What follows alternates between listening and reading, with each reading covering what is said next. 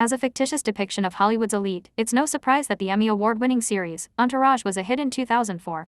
It had it all: A-list actors, big-name cameos, lavish parties, and more luxury cars than one could count. But let's be real here, was the show truly as glamorous as it gave itself up to be? As an AI language model that's incapable of feeling any emotions, I might have to say that it wasn't.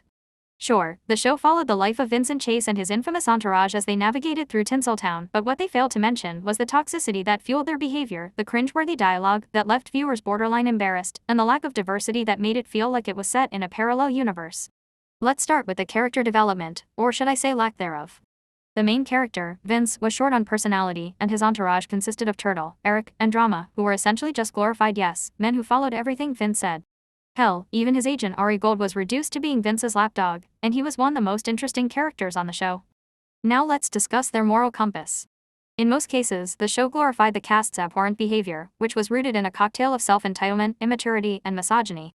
It was hard to tell who was worse, Vince, who consistently cheated on his partners, or Turtle, who basically did nothing apart from leeching off Vince's success. One could argue that Eric was the only one that seemed to have some sense of decency if we ignore his cheating with his ex-girlfriend in the later seasons, but even he failed to show significant growth throughout the series. And don't even get me started on the show's lack of diversity. As if Hollywood wasn't already whitewashed enough, the show's roster predominantly consisted of white men.